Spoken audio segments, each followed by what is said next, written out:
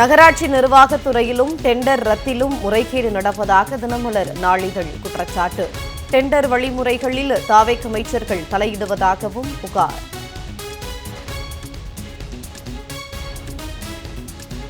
ஆட்சி மாற்றம் ஏற்பட்ட பிறகு முதலீடுகளை ஈர்ப்பதில் 17வது இடத்துக்கு தள்ளப்பட்ட தமிழ்நாடு. திராவிட மாடல் ஆட்சியில் முதன்மை மாநிலமாக இருந்த தமிழ்நாடு தாவேக் ஆட்சியில் பின்னோக்கி செல்வதால் முதலீட்டாளர்கள் அதிர்ச்சி.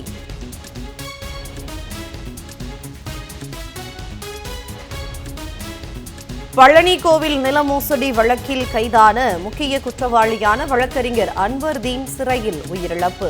மருத்துவமனைக்கு கொண்டு செல்லும் வழியில் உயிரிழந்ததாக அறிவிப்பு.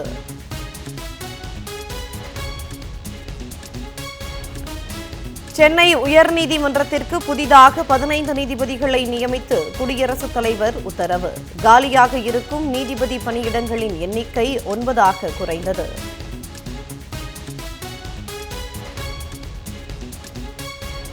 காவிரி மேகதாது விவகாரத்தில் அனைத்துக் கட்சி கூட்டத்தை கூட்ட அஞ்சுவது ஏன்? வறட்சி நிவாரணத்திற்கும் குறுவை தொகுப்பிற்கும் வித்தியாசம் தெரியாத விஜய், பேப்பர் மட்டும் படித்தால் போதாது என எதிர்க்கட்சித் தலைவர் உதயநிதி ஸ்டாலின் பதிலடி.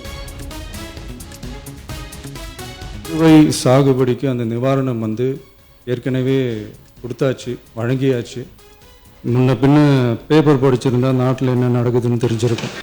ஸ்பெஷல் பேக்கேஜ்னா நீங்கள் கொடுத்தது 134 கோடி கொடுத்துருக்கீங்க. அது அனைத்து அரசுலையும் கொடுக்கறக்கூடிய ஸ்பெஷல் பேக்கேஜ் தான்.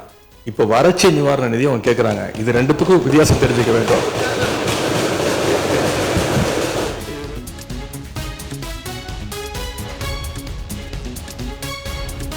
காவிரி மேகதாது விவகாரத்தில் உடனடியாக அனைத்துக் கட்சி கூட்டத்தை கூட்ட வேண்டும். சட்டப்பேரவையில் தாவேக் அரசுக்கு எதிர்க்கட்சிகள் வலியுறுத்தல்.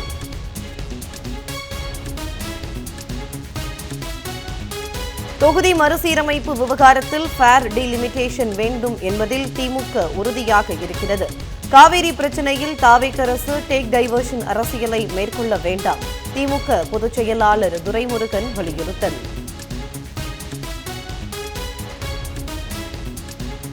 மதுரையில் வீட்டில் தனியாக இருந்த இளம்பெண் படுகொலை.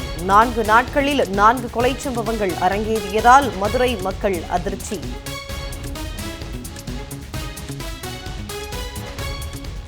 எதிர்க்கட்சித் தலைவர் பேசாததை பேசியதாக திரித்து செய்தி வெளியிட்ட இந்தியா டுடே மற்றும் NDTV 24/7. பகிரங்க மன்னிப்பு கேட்காவிட்டால் 100 கோடி ரூபாய் நஷ்டஈடு தர வேண்டும் என எதிர்க்கட்சித் தலைவர் நோட்டீஸ்.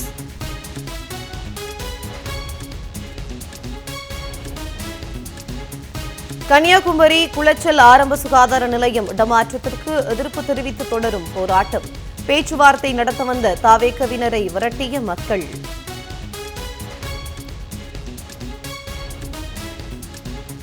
ஜார்க்கண்டில் நடைபெற்ற வினாத்தாள் கசிவுக்கு எதிரான போராட்டம். அகில இந்திய மாணவர் சங்க தலைவர் மீது மைபிசி தாக்குதல் நடத்தப்பட்டதால் பரபரப்பு.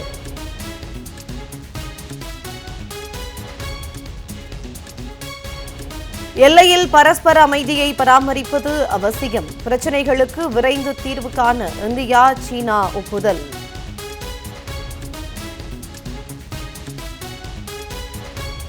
கனமழையால் வெள்ளத்தில் மிதக்கும் தலைநகர் டெல்லி. சாலைகளில் போக்குவரத்து நெரிசல்.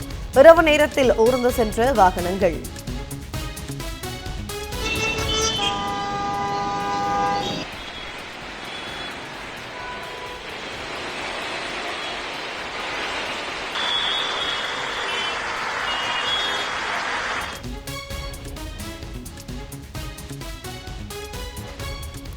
கேரளத்தில் கொட்டி தீர்க்கும் கனமழை. ஆலப்புழா, எர்ணாகுளம் உள்ளிட்ட 7 மாவட்டங்களுக்கு ரெட் அலர்ட். பூவாற்றுப்புழா பகுதியில் திடீரென மண் சரிவு.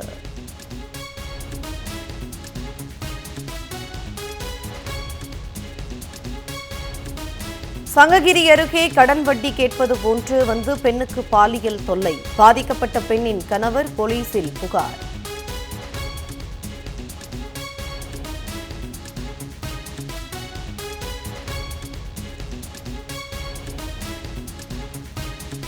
ஸ்பெயினுக்குள் சட்டவிரோதமாக நுழைய முயன்று உயிரிழந்தோர் எண்ணிக்கை 100ஆக உயர்வு. தங்கள் நாட்டுக்குள் நுழைந்தவர்களை திருப்பி அனுப்பும் பணியில் ஸ்பெயின் தீவிரம்.